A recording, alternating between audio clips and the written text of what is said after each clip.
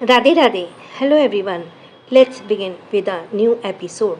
काफ़ी देर तक रुद्र से बात करने के बाद आव्या कॉल कट करके ध्रुवंश को फोटो को निकाल कर देखने लगती है। आव्या की आंखों में ध्रुवंश से बात करने की तड़प थी, लेकिन फिर भी वह ध्रुवंश को कॉल नहीं कर पाती। आव्या ध्रुवंश की फ़ोटो को देखकर पछतावा करते हुए कहती है, शायद गलती मेरी ही थी, मैंने ही पता नहीं क्या क्या बोल दिया। आई एम सॉरी अंश, बोलते हुए आव्या उस दिन को याद करने लगती है। उस दिन की बातें याद करते हुए आव्या ध्रुवंश की फोटो को देखती है और फिर फ़ोन ऑफ करके अंदर चली जाती है। सरना को बेड पर बिंदास सोता देखकर आव्या आव्या फ़ोन को टेबल पर रखती है और फिर स्वर्णा के बगल में लेट जाती है। आव्या स्वर्णा के माथे पर किस करके कहती है, गुड नाइट आना। स्वर्णा नींद में अनजानी ही मुस्कुरा देती है। यह देखकर आव्या भी मुस्कुराते हुए लेट जाती है और अपनी आंखें बंद कर लेती है। आदित्य बालकनी में खड़ा होकर सामने देख रहा था। नज़रें सामने थी लेकिन दिमाग कहीं और चल रहा था। ध्रुव चेयर पर बैठा ड्रिंक कर रहा था। ध्रुव ड्रिंक करते हुए आदित्य को देखकर बोला, इतने सालों बाद लौटकर ऐसा लगने लगा कि जैसे पावर की कमी हो गई है। इन्फॉर्मेशन ही गलत है। What the fuck. Emotion information उन्हें ज़रूर मिली थी कि सब दिल्ली में है, लेकिन दिल्ली में इन्हें सिंघानिया का नामो निशान नहीं मिला। आदित्य शांति से सामने की ओर देखता है। यहाँ आना बस एक चाल थी। मुझे पता था यहाँ कोई नहीं है। इस बार भी हमला करने वाला कायर है। जो बोलते ही आदित्य रुक जाता है। आदित्य की अधूरी बातों को सुनकर ध्रुव उसे देखकर कहता है, जो क्या। आदित्य कुछ देर तक चुप रहता है और फिर कहता है, जो हमारे परिवार का ही है। यह सुनकर ध्रुव हैरान होकर आदित्य को देखता है। वहीं ग्राउंड फ्लोर पर ध्रुवंश कार से टिककर आव्या की फोटो को देख रहा था। आव्या की हंसते हुए फोटो को देखते हुए ध्रुवंश हल्का मुस्कुराता है, पर एकदम से उसके एक्सप्रेशन बदल जाते हैं। तभी उसके कंधे पे कोई हाथ रखता है। ध्रुवंश झट से सिर घुमाकर उसे देखता है। पीछे आव्यान खड़ा था। ध्रुवंश आव्यान को देखते ही कहता है, ब्रो तुम अभी तक सोई नहीं। आव्यान एक नज़र ध्रुवंश के फ़ोन के स्क्रीन पर देखता है और फिर ध्रुवंश को देखता है। मेरे साथ चलो। बोलते ही आव्यान आगे बढ़ जाता है। ध्रुवंश कुछ पल समझने की कोशिश करता है और फिर वह भी आव्यान के पीछे चला जाता है। कुछ देर में दोनों होटल रूम में पहुंचते हैं। ध्रुवंश आव्यान के पास जाकर खड़ा होकर आव्यान को देखने लगता है। आव्यान अपनी आंखें बंद किए कहता है, कुछ वक्त पहले ही इतने सालों के दर्दों के बाद पूरी फैमिली खुश है, तो तुम बिना मतलब के झगड़े क्यों क्रिएट कर रहे हो। यह सुनकर ध्रुवंश हैरानी से आव्यान को देखता है। सीरियसली ब्रो, मैं झगड़ा क्रिएट कर रहा हूँ? ट्यूलिप ने सब कुछ स्टार्ट किया। पागल है क्या, उसे समझ नहीं आता? वो रुद्र उसके लिए सही नहीं है। वो रुद्र अपने बाप की तरह ही हफ्सी उसके उस रात ट्यूलिप के साथ। ध्रुवंश उसके आगे कुछ कहता, उसे आव्यान की सर्द भरी आवाज़ सुनाई देती है, जस्ट शट अप। ध्रुवंश एकदम से चुप हो जाता है। अव्यांश ध्रुवंश को और घूमकर उसे देखते हुए कहता है, रैबिट हमारी बहन है ध्रुवंश, ये मत भूलो। उसके संस्कार इतने गिरे हुए नहीं हैं कि वो ये सब कुछ खुद के साथ करने देगी। अव्यान यह बोलते ही ध्रुवंश फ्रस्ट्रेट होकर बोलता है, तो तुम्हें लगता है मैं झूठ बोल रहा हूँ? अव्यान शांति से ध्रुवंश को आंखों में देखता है। ध्रुवंश रुद्र के नाम से ही नफरत से भर चुका था। आव्यान एक कदम बढ़ाकर ध्रुवंश के पास जाता है। ध्रुवंश की आंखों में हुआ आव्यान कहता है, मुझे पता है रुद्र ने रैबिट के साथ गलत किया है। इस वक्त से तुम उससे नफरत करते हो, लेकिन एक बार खुद को देखो। तुम्हें धारा ने मारने की कोशिश की, इनफैक्ट तुम मर भी जाते, लेकिन फिर भी तुमने उसे नफरत क्यों नहीं की। धारा की बात आते ही ध्रुवंश ने उसकी एकदम से याद आ जाती है और वह धारा को साइड लेते हुए कहता है, क्योंकि उसे फंसाया गया था, उसने वो सब कुछ जानबूझकर नहीं किया था। ध्रुवंश जब यह बोलता है तो अव्यन के होठों पर एक फीकी सी मुस्कान आ जाती है, जो पल भर में ही गायब हो जाती है। अव्यन एकदम पीछे होकर कहता है, प्यार प्यार एक ऐसा एहसास है जिसमें हम अपने प्यार को एक खरोश नहीं दे सकते, चाहे जितनी भी कोशिश कर लो। धारा ने तुमसे कभी प्यार किया ही नहीं था। अगर की होती तो जितना कुछ भी हुआ वो सबके बारे में सबसे पहले तुम्हें बताती, लेकिन नहीं, उसने ऐसा नहीं किया। उसने तुम्हें मारना सही समझा। धारा के बारे में ऐसी बात सुन ध्रुवंश भड़क सा गया।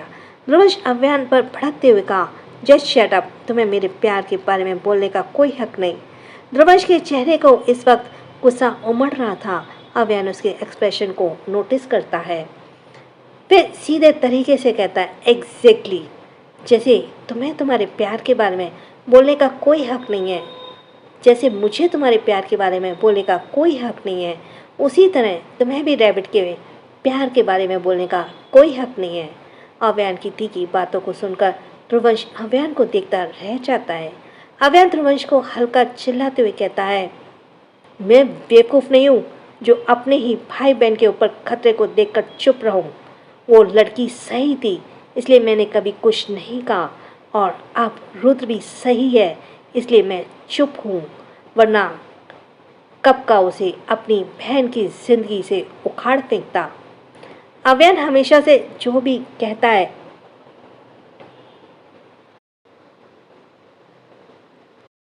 अव्यान हमेशा से जो भी करता था वह किसी को भी पता लगने नहीं देता, जिससे आज तक ध्रुवंश को अव्यान समझ नहीं आया। अब जब अव्यान रुद्र को सपोर्ट करने लगा तो ध्रुवंश का भी दिमाग खराब हो गया। ध्रुवंश भी अव्यान को देखकर एक व्यंग भरी मुस्कान करते हुए कहा, जिसने हमारे पूरे परिवार को बर्बाद कर दिया उसका बेटा सही है, जिसने ट्यूलिप को 1 हफ्ते तक मेंटली टॉर्चर किया वो सही है। हाँ किया, क्योंकि गलती तुम दोनों की थी, उसे तुम दोनों ने मजबूर किया।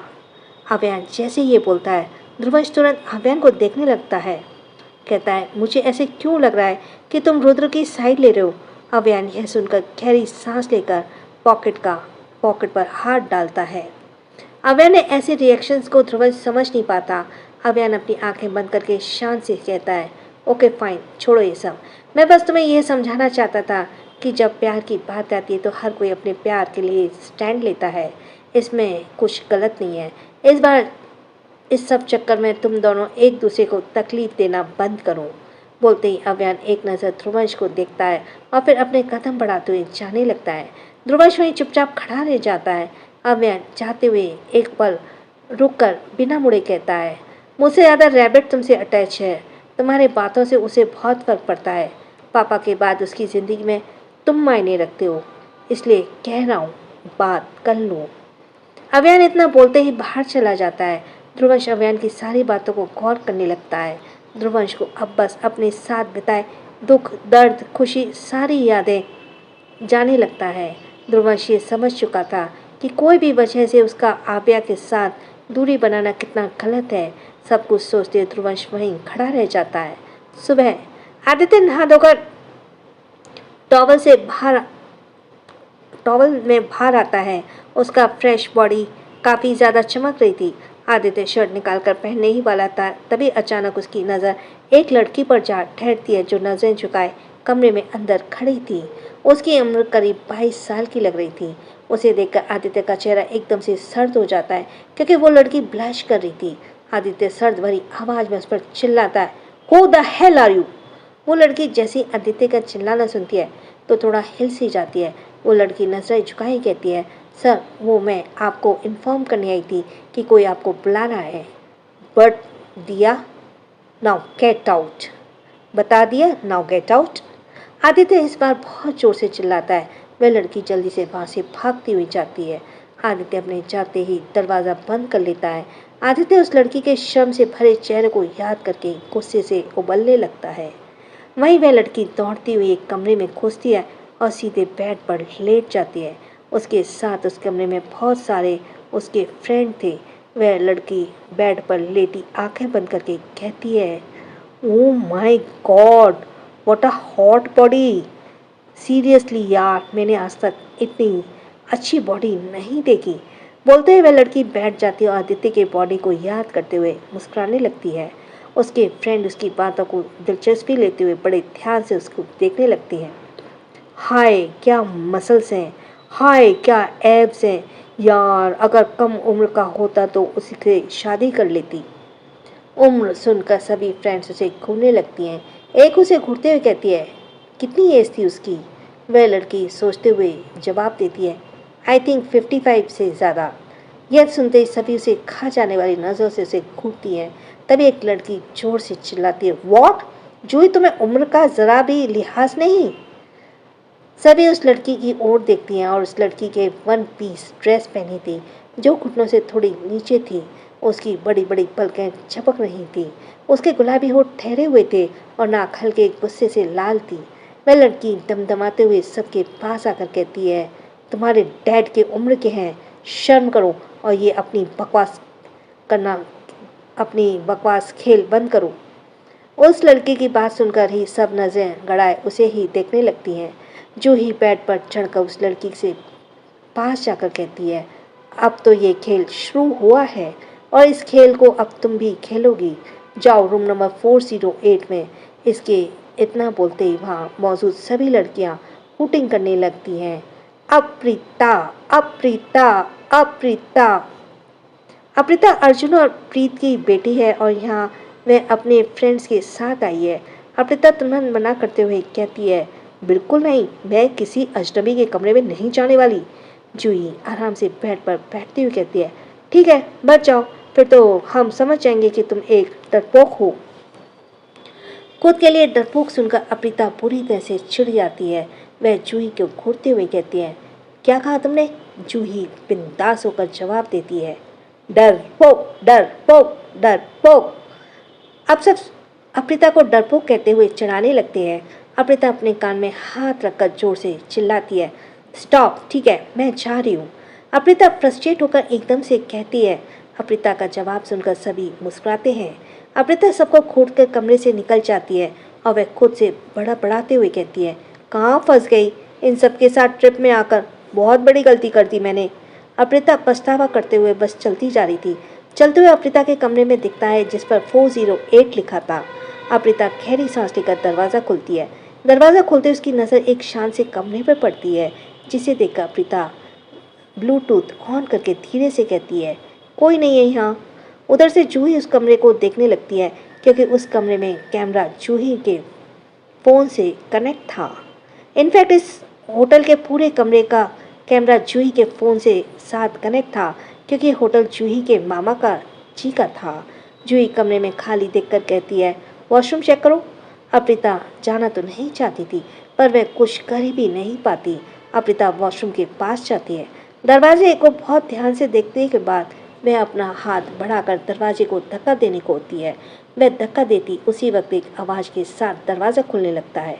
दरवाज़ा खुलने से अप्रीता का हाथ एकदम से पिछल जाता है और वह सीधे सामने वाले के ऊपर जा गिरती है।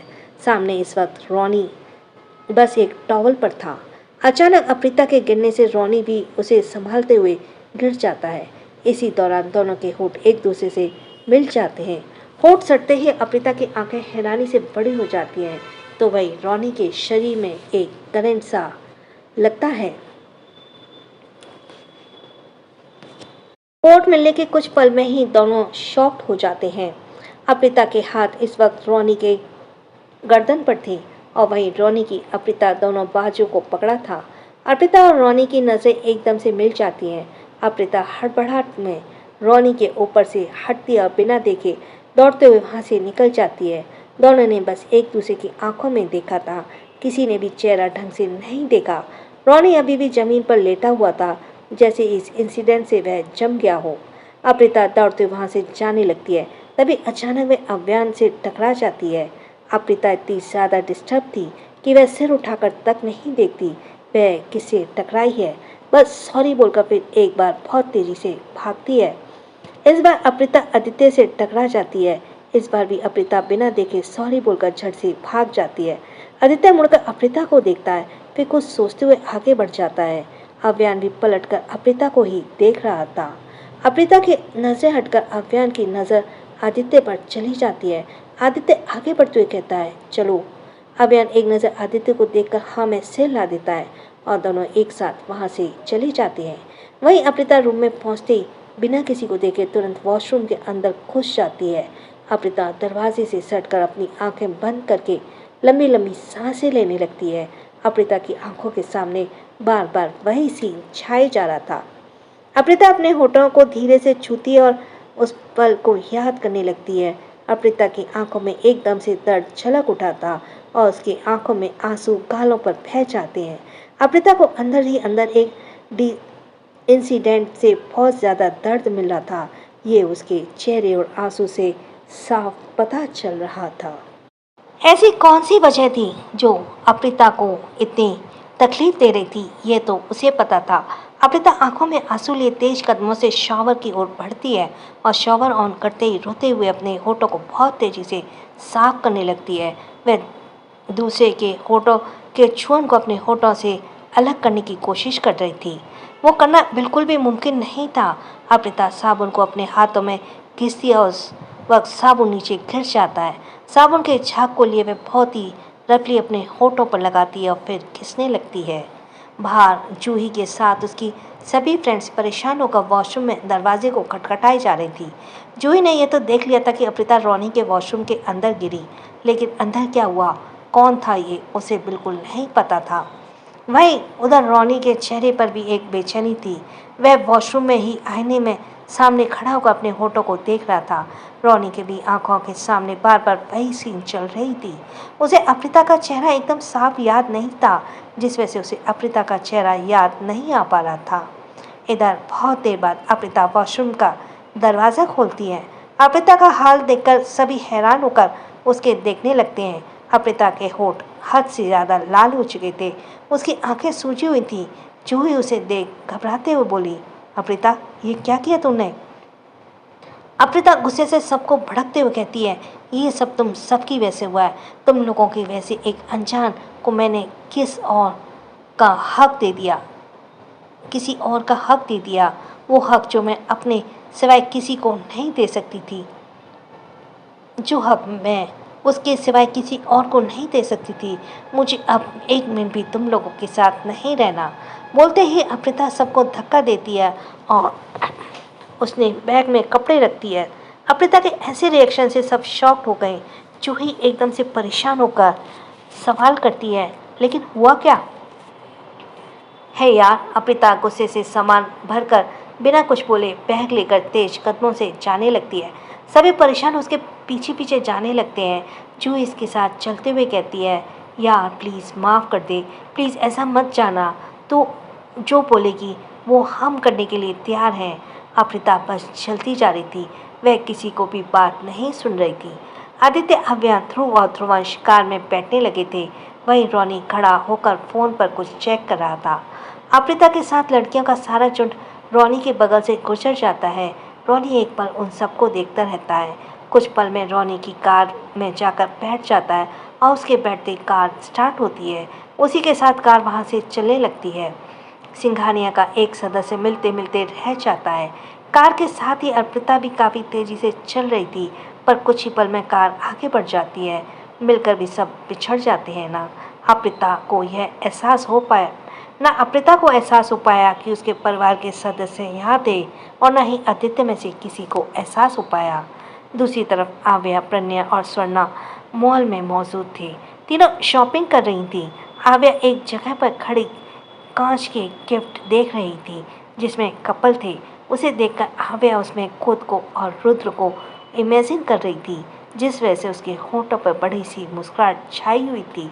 प्रज्ञा अभियान के लिए शर्ट सिलेक्ट कर रही थी, तो वहीं स्वर्णा टेडी बियर देख रही थी। आव्या एक गिफ्ट को देखकर मुस्कुराते हुए उठा लेती है और खुद से धीरे से कहती है, इट्स ऑसम।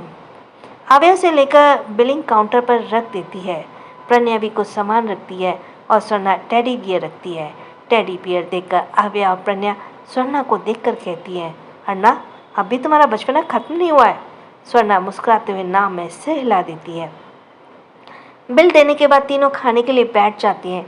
तीनों खाने लगे थे, तभी स्वर्णा कुछ सोचते हुए कहती है, दी, कल रात आप किसके बात कर रहे थे?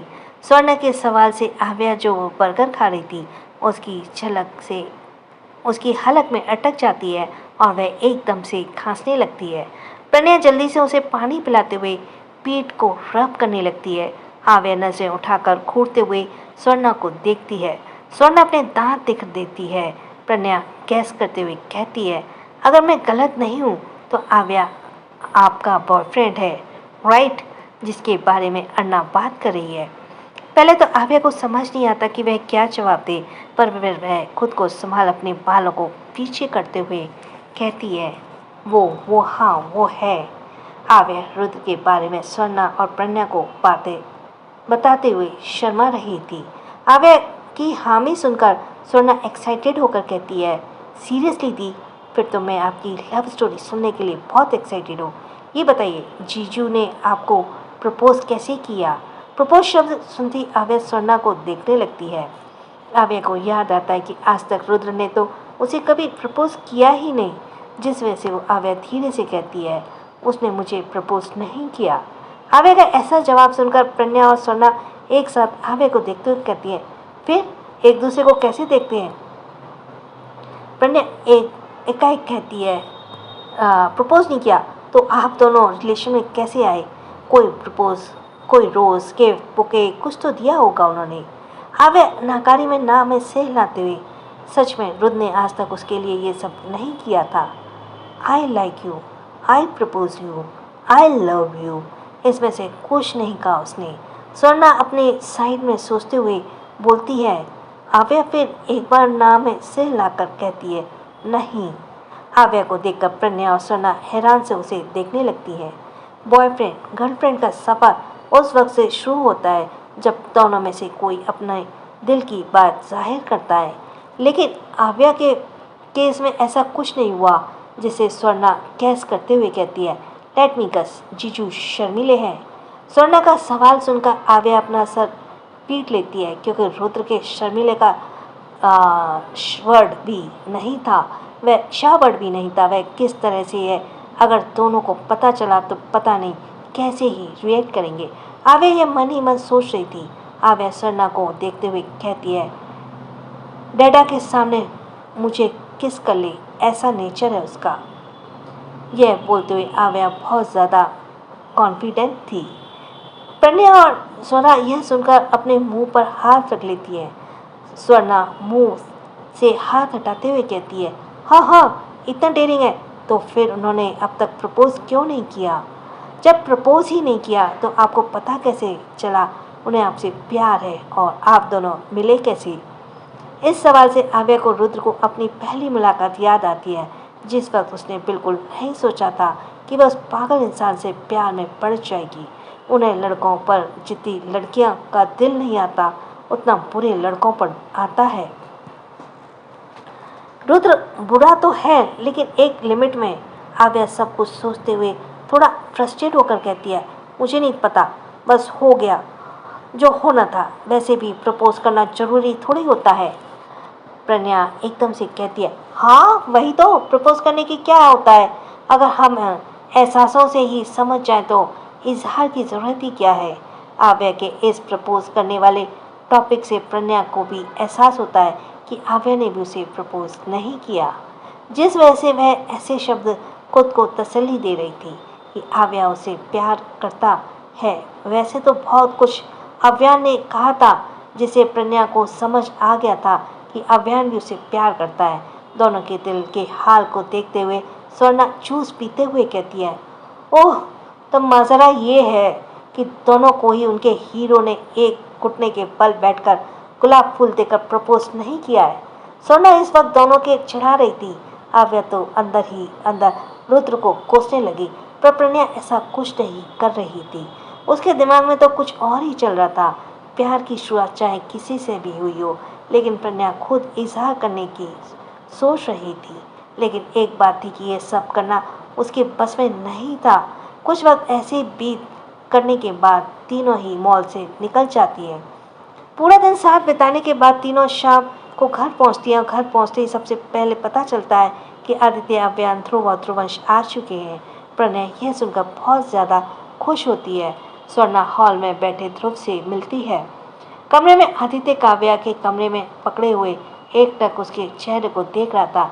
वहीं काव्या मुंह फुलाए नजरें झुकाए खड़ी थी। आदित्य बस चुपचाप उसे देखे जा रहा था। काव्या नजरें उठाकर आदित्य से कहती है, आपके ऐसे देखने से मुझ पर जरा भी असर नहीं होने पर वाला। आदित्य काव्या की कमर पर हाथ ऊपर से जाते हुए कहता है, अच्छा अब भी असर नहीं होगा? आदित्य के इस हरकत से काव्या सिहर उठती है। वो तुरंत ही आदित्य का हाथ पकड़कर उसे घूरने लगती है। आदित्य मुस्कुराता हुआ काव्या के नाक पर किस कर लेता है। काव्या कुछ देर तक तो उसे घूरती रहती है, फिर मुस्कुराते हुए आदित्य के गले लगकर कहती है, आप बहुत बुरे हैं मिस्टर हस्बैंड। आदित्य काव्या के माथे पर किस कर लेता है। दोनों कुछ पल के लिए शांत रहते हैं। काव्या आदित्य के सीने से लगी हुई खिड़की की ओर देखते हुए कहता है, अब हमारी कहानी खत्म सी हो चुकी है मिस्टर हस्बैंड। बीते पलों को याद करके हमें उन्हें फिर से जीने का मन करता है। हमारी जो जिंदगी शुरू हुई थी उसे खत्म नहीं होना चाहिए था।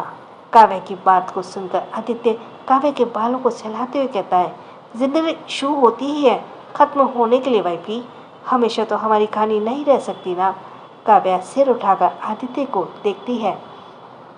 काव्य आदित्य को आंखों में देखते हुए कहती है, आज भी जब हमें पहले की बात याद आती है तो बिल्कुल विश्वास नहीं होता कि आप मेरे हस्बैंड हैं, मुझसे प्यार करते हैं और हमारे बच्चे भी हैं।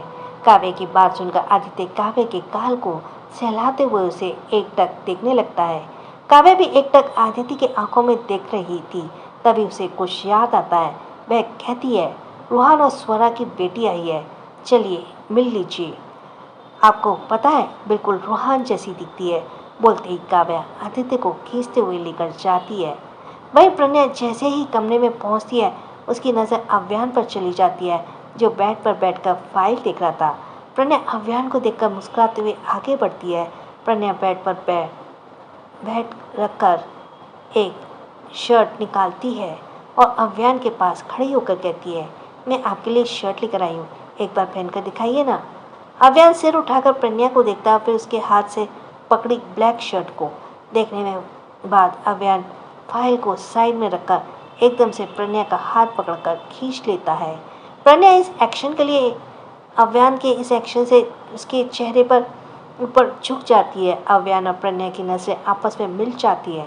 थोड़ा और अगर प्रज्ञा झुकती तो अव्यान की नाक उसकी नाक से सट जाती। प्रज्ञा की धड़कन तेज थी और वह एकाएक अव्यान की आंखों में ही देख रही थी। अव्यान एकटक प्रज्ञा की आंखों में देखते हुए कहता है, तुम पहना दो। जैसे ही प्रज्ञा के कान में अव्यान की बात जाती है उसकी आंखें हैरानी से बड़ी हो जाती हैं। अव्यान के ऐसे बोलने से प्रज्ञा हैरान सी हो रहती है। प्रज्ञा अव्यान से नजर चुराते हुए कहती है, मैं कैसे? इतना बोलते हुए प्रज्ञा के गाल लाल हो जाते हैं। अव्यान प्रज्ञा के गर्दन को पीछे से पकड़कर उसकी आंखों को देखकर कहता है, क्योंकि मैं चाहता हूँ। प्रज्ञा अव्यान की आंखों में देखते हुए एकदम से नजर झुका लेती है। अव्यान प्रज्ञा को छोड़कर उसे देखने लगता है। प्रज्ञा कुछ देर से वैसे ही खड़ी रहती है और फिर अपने हाथ बढ़ाकर अव्यान के शर्ट के बटन खोलने लगती है। इस दौरान प्रज्ञा को शर्म बहुत आ रही है। उसकी हालत बुरी होने लगती है। सारे बटन खोलने के बाद प्रज्ञा अव्यान की शर्ट को उसके शरीर से अलग करती है। अव्यान की परफेक्ट बॉडी इस वक्त प्रज्ञा के सामने थी। प्रज्ञा की नज़र ना चाहते हुए उसकी बॉडी पर चली जाती है। प्रज्ञा लालची नज़रों से अव्यान को शर्टलेस बदन को देख रही थी। प्रज्ञा खुद से मन में कहती है, ओह गॉड, साजन कितने हॉट हैं। अव्यान प्रज्ञा की नज़रों को देखकर मन ही मन मुस्कुराता है। प्रज्ञा एक ठरकी लड़की की तरह बस अव्यान के एब्स को बेशर्म जैसे देख रही थी। अव्यान प्रज्ञा को टीज करते हुए कहता है, बहुत जल्द तुम्हारा बदन इसी के नीचे दबने वाला है। अव्यान की बात जैसी प्रज्ञा सुनती है झट से अपनी नज़र हटा लेती है। अब तो उसके कान तक गर्म होने लगे थे। शर्म से प्रज्ञा का चेहरा पूरा लाल हो चुका था। प्रज्ञा अपनी लाई हुई शर्ट अव्यान को पहनाती है, फिर उसमें देखने लगती है। अव्यान पर वह शर्ट बहुत ज़्यादा जच रही थी। प्रज्ञा अपने होठों के पास उंगली रखते हुए उसे देखते हुए कहती है, परफेक्ट, आपको कैसे लगा? अव्यान खुद को देखता है फिर सर हिला देता है। प्रज्ञा अब वहाँ से जाने को होती है कि तभी अव्यान उसके कमर में पकड़कर अपने ऊपर बैठा देता है। प्रज्ञा हैरानी से अव्यान को देखती है। अव्यान प्रज्ञा के कंधे पर चिन टिकाए कहता है, मासूम चेहरा, कातिलाना औरा, कहाँ से सीखा तुमने सजनी? बोलते हुए अव्यान प्रज्ञा के हाथों पर अपनी हाथ फिसलते हुए उसकी उंगलियों में अपनी उंगली फंसा लेता है। प्रणय सिहरते हुए अपनी आंखें बंद कर लेती है और धीरे से कहती है, आप क्या कह रहे हैं? प्रणय थोड़ा थोड़ा समझ रही थी कि अव्यान को दिखाना नहीं चाहती थी। अव्यान प्रणय के हाथों को उसके खुले पेट पर रखकर कहता है, वही जो तुम समझ रही हो। आव्यान की सांसें प्रणय की गर्दन पर टकरा रही थी, जिससे प्रणय की बॉडी में झंझनाहट सी हो रही थी। प्रणय आंखें बंद करके चुपचाप रहती है। अव्यान प्रणय की गाल पर हाथ रखकर अपनी ओर चेहरा करता है। प्रणय अब आंखें खोलकर अव्यान को देखती है। अव्यान प्रणय की आंखों में देखते हुए कहता है, अंकल आंटी तो ऐसे नहीं थे। कहीं मुझसे तुम्हें पहचानने में गलती तो नहीं हुई? कहीं तुम धोखेबाज तो नहीं? अव्यान की बात सुनकर प्रणय उसे घूरने लगती है। प्रणय नाराजगी से अव्यान से दूर होते हुए कहती है, हाँ हाँ, मैं धोखेबाज हूँ। अब जाइए, जाकर आप असली प्रणय को ढूंढ लाइए। बोलते हुए प्रणय नाराजगी से जाने लगती है। अव्यान प्रणय को जाते हुए देखकर एकदम से रुकता है। स्टॉप! प्रणय के कदम ठहर जाते हैं। अव्यान उसे देखते हुए, कम हियर। अव्यान की बात सुनकर प्रणय अजीब सा मुंह बनाती है। अव्यान उसे आते ना देखकर घूरते हुए थोड़ा सख्त में कहता है, I said come here right now. Pranay नाराजगी से जाकर अव्यान के सामने खड़ी हो जाती है। अव्यान खड़ा होकर प्रणय के हाथ को मोड़कर पीठ पर लगाकर सर्द आवाज में कहता है, एक कदम भी मुझसे दूर होने की बारे में मत सोचना। इस बार अगर मेरी जिंदगी से दूर गई ना, तो बोलते ही अव्यान झटके से प्रणय को पैर पर धक्का दे देता है। प्रणय सहमी नजर से अव्यान को देखती है। अव्यान प्रणय के ऊपर झुककर उसकी आंखों में देखकर कहता है, जितनी तुम्हारी पागलपन है ना, उससे भी ज्यादा मेरा जिद्दीपन है। 3 साल बड़ा हूं तुमसे। प्रणय एकदम से मुंह बनाकर कहती है, तो अब आपके धोखेबाज कहने पर नाराज नहीं होंगी? 3 साल बड़े हो तो क्या आप मेरे छोटे होने का फायदा उठाओगे? बोलते हुए प्रणय कुछ ज्यादा क्यूट लग रही थी। प्रणय की क्यूटनेस देखकर अव्यान को उस पर बहुत प्यार आता है। तभी अचानक दरवाजा खुलता है और आव्या स्वर्णा को खींचते हुए अंदर लाती है। किसी के आने की आहट से अव्यान पलटकर देखता है। प्रणय भी जल्दी से उठकर खड़ी हो जाती है। आव्या दोनों को देखकर मुस्कुराते हुए कहती है, सॉरी डिस्टर्ब के लिए भाई, ये स्वर्णा है। आव्या स्वर्णा को देखता है और स्वर्णा सिर झुकाए खड़ी थी। आव्या स्वर्णा को एक नजर देखकर आव्यान की तरफ धक्का देती है। स्वर्णा किसी तरह से खुद को आव्यान से टकराने से रोक लेती है। आव्या स्वर्णा को देखते हुए कहती है, भाई ये आपसे बहुत डरती है। स्वर्णा जैसे ही ये सुनती है, उसकी हवा टाइट हो जाती है।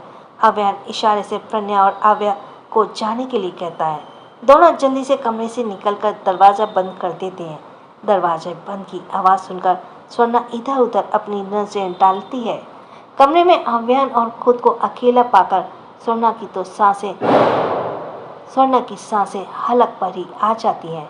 स्वर्णा कुछ समझ पाती तभी अव्यान की आवाज़ उसे सुनाई देती है, तुम्हें मुझसे डर लगता है? स्वर्णा अपनी नजरें गलती से भी नहीं उठाती। वह कांपते हुए आवाज़ में कहती है, वो मैं भाई वो। इससे आगे स्वर्णा कुछ बोल ही नहीं पा रही थी।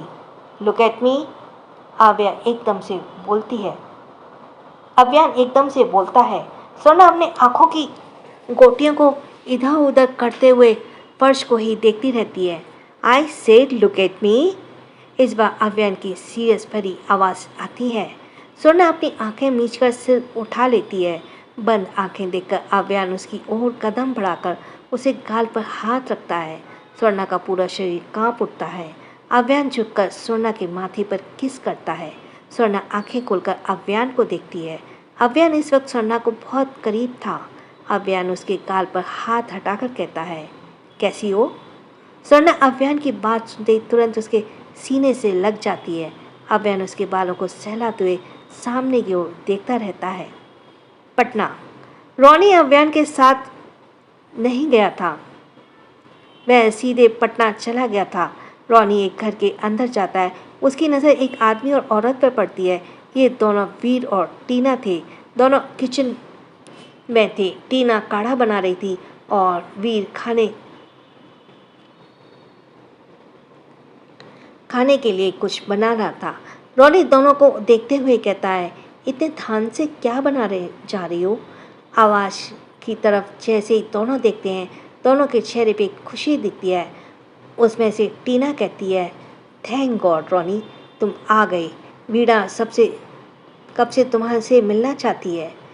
ठीक है, मैं मिलकर आता हूँ। बोलते ही रोनी एक ओर बढ़ जाता है। टीना रोनी को जाते हुए कहती है, वीर, क्यों ना तुम रोनी और वीणा की शादी करा देते। एक बार एक बार बात करके देखो। मुझे बहुत बुरा लगता है रोनी को अकेला सा देखकर। वीरा भी रोनी को देखता है और कहता है, उम्र ही क्या है उसकी, शादी कोई छोटी रिस्पॉन्सिबिलिटी थोड़ी है। वैसे भी हम ये तो जान ले दोनों एक दूसरे को चाहते भी या नहीं। वीर की बात सुनकर टीना सोचने लगती है। कमरे में पहुंचते ही रोनी देखता है कि वीरा बेड पर सोई हुई है। रोनी आगे बढ़कर बेड पर बैठ जाता है और अपना हाथ बढ़ाकर उसके माथे पर रख लेता है। उसका ऐसे करते ही वीणा धीरे धीरे अपनी आंखें खोल लेती है। वीणा के आंखें खुलते ही रोनी अपना हाथ हटाकर पूछता है, क्या हुआ है? वीणा उठकर सीधे रोनी के गले लग जाती है। गले लगते ही वीणा अपनी आंखें बंद कर लेती है।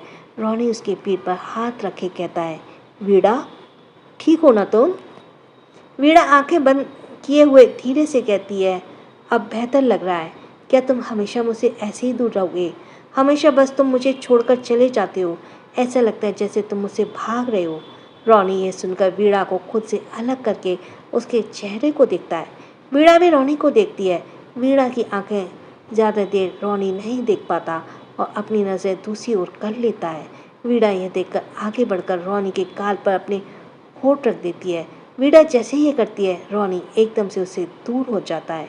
रोनी को वीणा के ऐसे करने से बहुत अजीब लगता है। उसे इस वक्त अप्रिता के साथ हुई किस याद आने लगती है। वीणा रोनी के ऐसे रिएक्शन से उसे देखते हुए कहती है, क्या हुआ?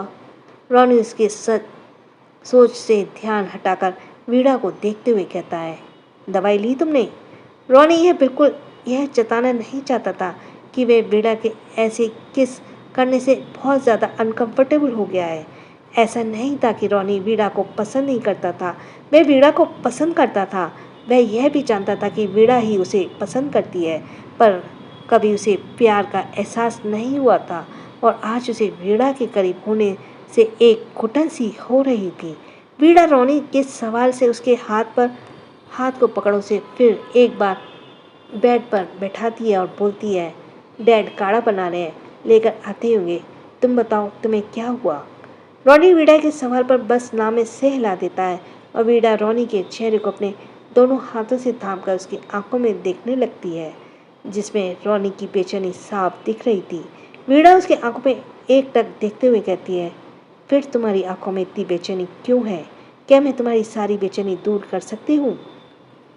रोनी बस वीणा की आंखों में देखता रहता है, पर कोई जवाब नहीं देता। वीणा जब रोनी के होठ को देखकर उसकी ओर बढ़ने लगती है। रोनी बस वीणा को देखता जा रहा था और वीणा उसके एकदम करीब जाती है। रोनी अनकंफर्टेबल होकर कहता है, वीणा तुम ये क्या? वीणा बस रोनी की आंखों में देखते हुए आगे बढ़ रही थी। तभी दरवाज़ा खोलकर वीर अंदर आता है और एक आवाज़ देता है, बच्चा काढ़ा।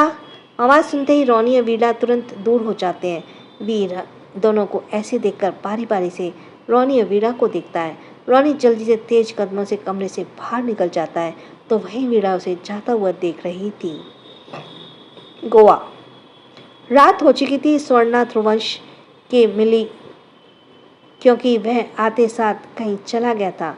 ध्रुवंश स्वर्णा के गाल को खींचते हुए हंसकर बोला, ओह माय स्वीट सिस्टर, तुम तो पहले से भी ज़्यादा सॉफ्ट हो गई हो। स्वर्णा अपने गालों को सहलाकर मुंह फुलाकर कहती है, ऐसा मत कीजिए, दर्द होता है। ध्रुवंश फिर से उसके गालों को खींचकर हंसता है और स्वर्णा श्रेष्ठा को शिकायत करती है, बड़ी मॉम देखिए ना, ब्रदर मेरी बात नहीं सुन रहे हैं। श्रेष्ठा ध्रुवंश को मना करते हुए कहती है, अंश, अन्ना को परेशान करना बंद करो। ध्रुवंश फिर से स्वर्णा के गाल खींचकर कहता है, मैं कहाँ परेशान कर रहा हूँ मॉम। स्वर्णा अब घूर कर ध्रुवंश को देखने लगती है। ध्रुवंश हंसते हुए स्वर्णा के गले लगा लेता है। स्वर्णा भी मुस्कुराते हुए ध्रुवंश को गले लगा जाती है। अव्या इस वक्त बस ध्रुवंश को घूरे जा रही थी क्योंकि ध्रुवंश उसे बात नहीं कर रहा था। कुछ देर में दोनों अलग होते हैं।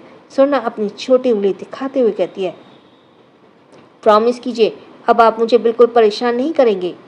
ध्रुवंश कुछ पल उसकी उंगली देखता है और फिर उसके गाल को खींच कर कहता है, मैं परेशान नहीं करूँगा तो और कौन करेगा। इतना बोलकर वह हंसने लगता है। वहीं स्वर्णा रोनी सी सूरत बना लेती है, क्योंकि सच में इस बार ध्रुवंश ने उसके गाल को बहुत जोर से खींचा था। स्वर्णा को रोनी सूरत को देखकर ध्रुवंश चुप हो जाता है और चिंता भरे स्वर में बोलता है, क्या हुआ, ज़्यादा लग गया क्या। स्वर्णा की आंखों में नमी भर जाती है, जिसे देखकर ध्रुवंश थोड़ा परेशान हो जाता है। फिर गिल्ट में कहता है, सॉरी। वह जैसे ही ये कहता है, स्वर्णा ध्रुवंश के बालों को पकड़कर बहुत जोर से खींचती और हंसते हुए भाग जाती है। चालाक चुहिया, बोलते हुए ध्रुवंश स्वर्णा के पीछे भागता है। दोनों की दौड़ भाग को देख जहाँ सभी के होठों पर मुस्कुराहट थी, वहीं आव्या जल भून रही थी। आव्या ध्रुवंश के लिए हद से ज़्यादा पॉजिटिव थी। ध्रुवंश अगर उसकी जगह किसी और को भी ज़्यादा इम्पोर्टेंस देता है तो उसे बहुत गुस्सा आता। ध्रुवंश भी बहुत अच्छे से समझ रहा था कि आव्या किस तरह से जल रही है, पर फिर भी वह आव्या को एक नज़र तक नहीं देखता। कुछ जलन, कुछ खुशी, कुछ हंसी के साथ सभी रात के डिनर को एंजॉय करते हैं। सौरभ किसी केस से मुंबई गया था। डिनर के बाद सभी अपने अपने कमरे में जाकर सो जाते हैं। सुबह काव्या और आव्या आज मंदिर आई थे। पूजा के बाद काव्या कहती है, परी आप चलिए, मैं गरीबों के बीच कपड़े और खाना बांट कर आती हूँ। आव्या हाँ में सिर हिलाकर कहती है, ओके मम्मा। आव्या वहाँ से चली जाती है। आव्या चाह ही रही थी कि तभी अचानक उसका हाथ पकड़कर उसे खींचते हुए एक ओर ले जाता है। चुअन को महसूस आते ही आव्या की आंखें हैरानी से बड़ी हो जाती हैं, क्योंकि वह समझ चुकी थी कि यह रुद्र है। रुद्र एक साइड ले जाकर आव्या को दीवार से सटाकर खड़ा करता है। आव्या पलकें झपकाते हुए रुद्र को देखती है। रुद्र दोनों ओर दीवार पर हाथ रखकर आव्या के ऊपर झुककर खड़ा हो जाता है। रुद्र को देखकर आव्या कहती है, रुद्र तुम तो 2 दिन बाद आने वाले थे। रुद्र आव्या के होठों से होते हुए आंखों में देखते हुए कहता है, 2 दिन बीत चुके हैं बेबी गर्ल। तुम मुझे ये बताओ, कल तुमने कॉल रिसीव क्यों नहीं की। बोलते ही रुद्र आव्या की गर्दन की ओर जाकर उसे सूंघता है। आव्या का बदन एकदम से सिहर उठती है। जानवर की तरह मुझे क्यों सूंघ रहे हो, आव्या एकदम से बोलती है। रुद्र फिर से आव्या की गर्दन को सूंघता है और फिर आव्या के चेहरे को देखते हुए कहता है, क्योंकि मैं जानवर हूँ। रुद्र की ओशन ब्लू आई इस वक्त आव्या की आंखों में देख रही थी। रुद्र के जवाब से ऐसा लग रहा था जैसे भी एकदम सच कह रहा हो। आव्या उसे नजर हटाकर कहती है, तुमने बहुत वियर्ड बातें करते हो। तुम्हारी हरकत किसी को भी डरा दे, इस इंसान तो लगते ही नहीं हो। रुद्र आव्या के होठों को सहलाते हुए कहता है, मैं इंसान बनना भी नहीं चाहता। आव्या यह सुनकर फिर से रुद्र को आंखों में देखती है। रुद्र की आंखों में एक राज छिपा था जो शायद आव्या को दिखाना चाह रहा था। दोनों एक दूसरे की नज़रों में ही खोए हुए थे। तभी उन्हें थोड़े करीब से एक आवाज़ सुनाई दी, परी। काव्या की आवाज़ सुनकर आव्या की आंखें बड़ी हो जाती हैं हैरानी के साथ, और वह रुद्र को साइड करती है और काव्या को देखती है, जो इस वक्त अपने हाथ बंधे आव्या को ही घूर रही थी। काव्या को इस तरह से देखकर आव्या हकलाते हुए कहती है, ये। आव्या के चेहरे पर इस वक्त पसीने भी आने लगते हैं। काव्या एक नज़र रुद्र को देखती है, जो बिंदास खड़ा था। उसके चेहरे पे कोई एक्सप्रेशन नहीं थे।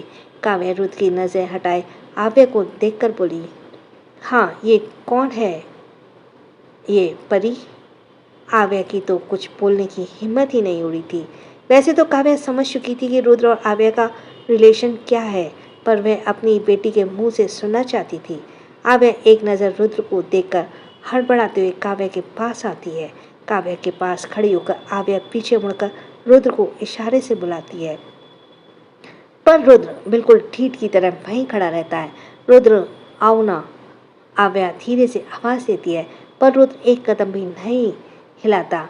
काव्या रुद्र की जिद और एरोगेंट अंदाज को देखती रहती है। रुद्र किसी के सामने भी किसी की वजह से नहीं झुकता था, चाहे वो खुद आव्या ही क्यों ना हो। अब ऐसे ही चलता रहेगा या आप मुझे कुछ बताएंगी, काव्या बहुत ही सीरियस सी आवाज़ में कहती है, क्योंकि वह आव्या के रुद्र को बुलाने से फ्रस्ट्रेट हो चुकी थी। आव्या काव्य की ओर मुड़कर हिचकिचाते हुए जवाब देती है, मम्मा ये रुद्र है मेरा बॉयफ्रेंड। अच्छा, काव्या सरकास्टिक आवाज में कहती है। आव्या वैसे ही काव्या के सामने घबराई हुई थी और रुद्र का एरोगेंट व्यवहार देखकर तो उसके पक्का मान लिया था कि काव्या रुद्र को बिल्कुल पसंद नहीं करने वाली। आव्या धीरे से जवाब देती है, हाँ मॉम, वो मैं आपको बताने वाली थी, लेकिन आव्या के इस वक्त चेहरा झुका रखी थी। आव्या बोल ही रही थी कि काव्या बीच में बोलती है, लेकिन बॉयफ्रेंड के साथ टाइम बिताने हुए टाइम नहीं मिला है ना लेकिन बॉयफ्रेंड के साथ टाइम बिताते हुए टाइम नहीं मिला है ना। नो मम्मा, आव्या एकदम से कहती है। काव्या आव्या के झुके चेहरे को देखते हुए पूछती है, मिस्टर हस्बैंड को ये सब पता है? आव्या तुरंत बच्चे जैसे नाम में सिर हिला देती है। आव्या को अभी भी पता नहीं था कि आदित्य सब कुछ जानता है, क्योंकि जब वह रुद्र से डरी हुई थी तब उसका दिमाग काम करना बंद कर चुका था। काव्या ये देखकर आव्या को बुरी तरह से घूरती है। आव्या धीरे से सिर उठाकर काव्या को देखती है। काव्या को यूं घूरता देख आव्या तुरंत नजर झुकाकर कहती है, लेकिन मम्मा भाई को पता है। काव्या आंखें छोटी करके आव्या को घूर के कहती है, अब अव्यान को बीच में लाने की कोई ज़रूरत नहीं है। लेकिन मम्मा भाई को, आव्या सिर उठाकर फिर कह ही रही थी कि तभी काव्या सख्ती में बोलती है, बिल्कुल चुप। आव्या बेचारी सी हर वक्त बड़बड़ करती रहती है। काव्या की सख्त आवाज़ सुनकर चुप हो जाती है। काव्या अब आव्या से नजरें हटाकर रुद्र को देखती है। रुद्र इस वक्त फर्श को घूर रहा था और अपने हाथों में गर्दन पर फेर रहा था, जिसे साफ पता चल रहा था कि उसे गुस्सा आ रहा है। काव्या का आव्या पर सख्ती से पेश आना बिल्कुल भी पसंद नहीं आ रहा था। उसे यह पता थी कि माँ बाप को बच्चों से डांटना ज़्यादा जायज़ होता है, लेकिन फिर भी उसे यह देखकर गुस्सा आ रहा था और इसी वजह से वह अपने गुस्से को कंट्रोल करने की कोशिश कर रहा था। काव्या रुद्र को देखते हुए आव्या से कहती है, आप जाकर कार में बैठिए, हम मुझे बात करनी है। आव्या कुछ देर तो बस सोचती रहती है कि पता नहीं रुद्र काव्या को क्या क्या बोल देगा। यह सोचते हुए बिल्कुल भी जाना नहीं चाहती थी, पर काव्या को घूरती नजरों को देखकर वह ना चाहते भी काव्या को रुद्र के साथ छोड़ देती है और खुद जाकर कार में बैठ जाती है। काव्या अब रुद्र को और कदम बढ़ाती है, क्योंकि रुद्र तो अपने कदम बढ़ाने वाला नहीं था। काव्या रुद्र को थोड़ी दूर बनाए खड़ी होकर उसे ऊपर से नीचे देखती है। रुद्र ने इस वक्त जीन्स टी शर्ट और जैकेट पहनी थी। उसका चश्मा शर्ट पर लटक रहा था। टोटली उसका गेटअप बहुत ज़्यादा एरोगेंट था, जो बस उसके सिद्धिपन को दिखा रहा था। काव्या उसके गेटअप को देखकर उसके चेहरे को देखते हुए कहती है, सो मिस्टर, कब से जानते हो मेरी बेटी को? काव्या के ऐसे सवाल से रुद्र कुछ पल तो चुप रहता है, फिर एकदम से जवाब देता है, I don't like this questions. Rudra ने काव्या को इस तरीके से जवाब दिया था जैसे उसे काव्या के रिजेक्ट होने का जरा भी डर न हो।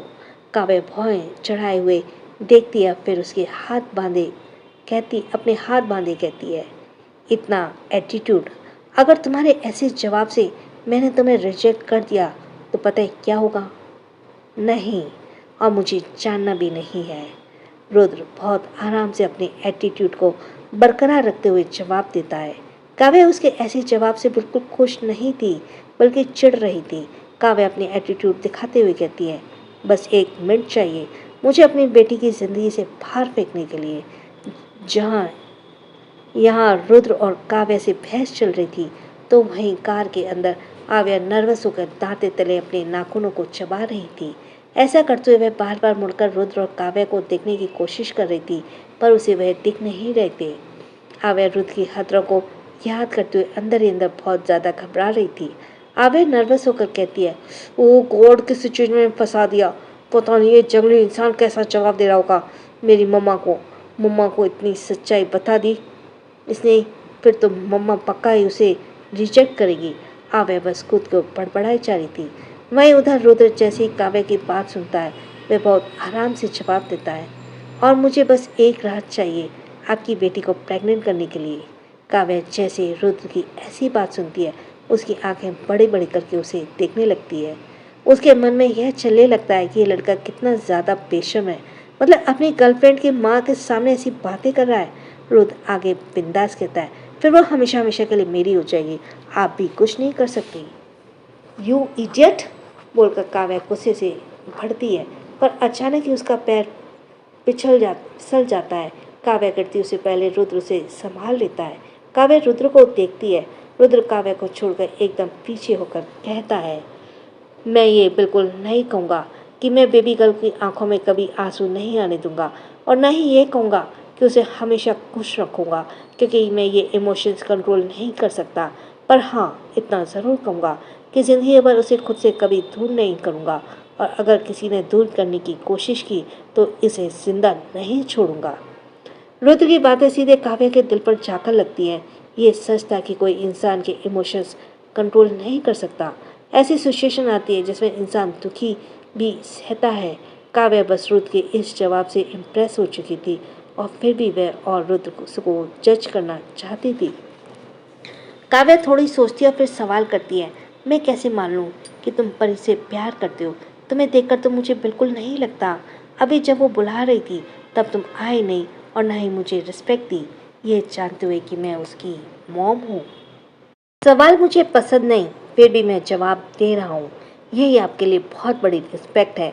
मैं बेबी गर्ल के बुलाने पर नहीं, आपके लिए बुलाने पर नहीं, मैं बेबी गर्ल के बुलाने पर नहीं, आपके लिए बुलाने पर नहीं जा रहा था, क्योंकि मेरी ज़िंदगी में 3 लोगों के लिए अपने कदम आगे बढ़ाता हूँ। एक मेरी मॉम, एक मेरा फ्रेंड, और बेबी गर्ल। इसके अलावा मेरे अंदर किसी के लिए इमोशंस नहीं है। बोलते रुद्र की आवाज़ एकदम से सर्द हो जाती है। काव्या रुद्र की आंखों में सर्द देख पा रही थी, जो उसे नफरत में छिप रखी थी।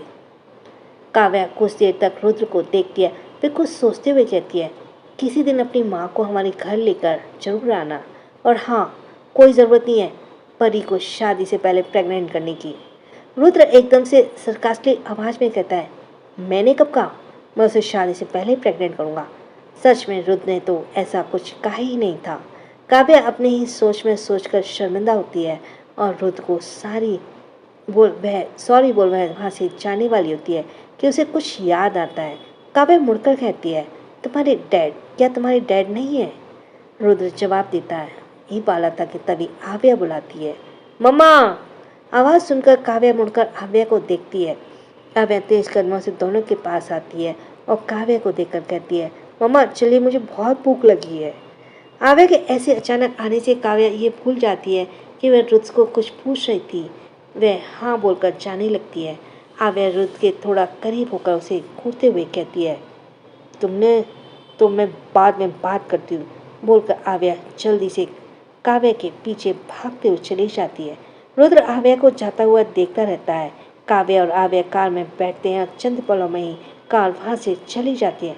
रुद्र कार को देखते हुए धीरे से कहता है, इनोसेंट क्रेजी गर्ल।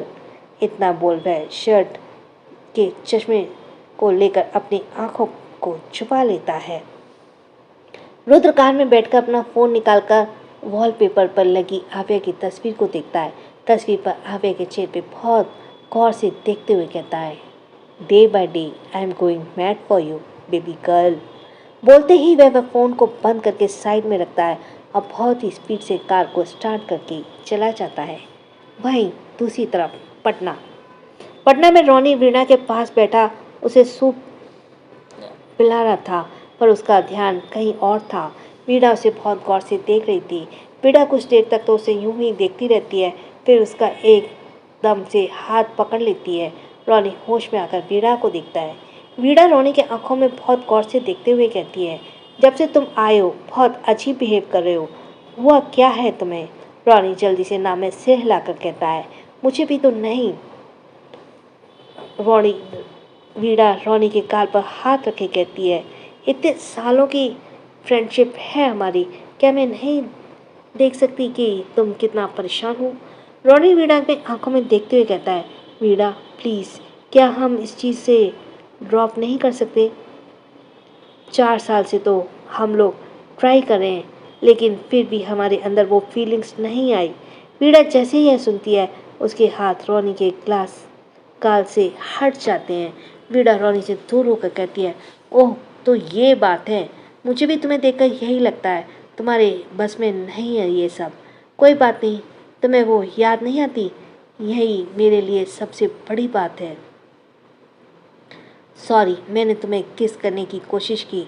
बोलते हुए वीणा शर्मिंदा होकर सिर झुका लेती है। रोनी वीणा के गाल पर हाथ रखकर उसके गाल पर किस कर लेता है और बहुत ही नरमी से कहता है, इट्स ओके। वीणा रोनी की आंखों में देखते हुए कहती है, तुम बहुत ज़्यादा अट्रैक्टिव हो, किसी को भी अट्रैक्ट कर लेते हो। मैंने सोचा था कि मैं तुम्हारी वजह से इतना ज़्यादा मूव ऑन कर लूँगी। मेरा बॉयफ्रेंड पता है आज वेटर बनाए फिर रहा है। बोलकर वीणा हंसने लगी। रोनी भी उसकी बात सुनकर हंसता है। रोनी से हंसते हुए अचानक ही आंखों में आंसू भर जाते हैं और वह एकदम से रोनी को हक करके कहता है, फाइनली मैं उसके दिए धोखे से बाहर निकल गई। थैंक यू मुझे सपोर्ट करने के लिए। रोने की कोशिश भी मत करना। रोनी वीणा के पीठ पर हाथ रख बोला। वीणा रोनी से अलग होकर अपनी आंखों में बस नमी को पहुँचते हुए हंसते हुए बोली, अगर किसी को भी ये पता चला कि हम बस अपने दर्द को भुलाने के लिए डेट कर रहे हैं, सीरियसली सब हंसेंगे हम दोनों पर फ्रेंडशिप से ज़्यादा आगे बढ़ ही नहीं पाए। वीणा के इतना कहते ही कि तभी रोनी कहता है, क्योंकि ये तुम्हारा बेकार आइडिया जो था। ये सुनते ही वीणा घूर कर रोनी को देखती है। रोनी हंसते हुए वीणा से गाल को खींचता है। वीणा रोनी के अब बुरी तरह से घूरने लगती है। गोवा।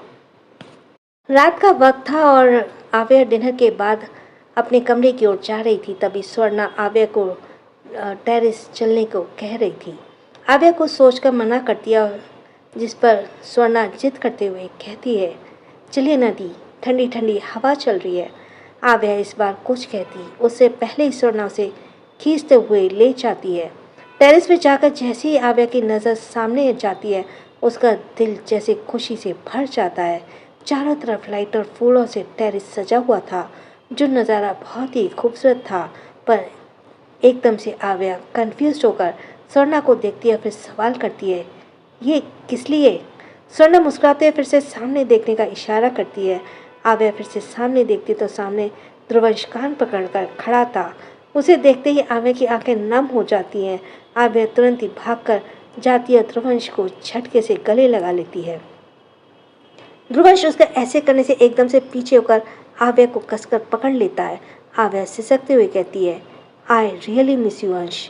ध्रुवंश आव्या के बालों को सहलाते हुए कहता है, I am sorry tulip. Swarna दोनों को देखकर अपनी आंखों में नमी साफ करती है, फिर उन दोनों के पास जाकर ध्रुवंश से कहती है, ब्रदर मुझे भी हक चाहिए। ध्रुवंश यह सुनकर आव्या से अलग होने की कोशिश करता है, पर तभी आव्या स्वर्णा को ध्रुवंश से दूर करते हुए कहती है, नो अंश, सिर्फ मेरा है। यह सुनकर स्वर्णा का पूरा सा मुंह बन जाता है। ध्रुवंश आव्या को समझाते हुए कहता है, ट्यूलिप वो भी मेरी बहन है ना, चलो हम हक करने दो। आव्या तुरंत ना में सिर हिलाकर कहती है, नो, तुम दोनों ने कल बहुत मस्ती की थी मेरे सामने, अब तुम सिर्फ मुझे हक करोगे। स्वर्णा को ध्रुवंश और आव्या की बॉन्डिंग देखकर आरुष की याद आ जाती है। भाई बहन में आरुष और स्वर्णा की बहुत अच्छी बॉन्डिंग थी, जो स्वर्णा को आज भी याद थी। स्वर्णा मन ही मन आरुष को याद करके पलट कर जाने लगती है। उसी वक्त आव्या को भी ये बात याद आ जाती है। आव्या तुरंत ध्रुवंश से अलग होकर स्वर्णा का हाथ पकड़ लेती है। स्वर्णा झटके से पलटकर आव्या के गले लगकर रोने लगती है।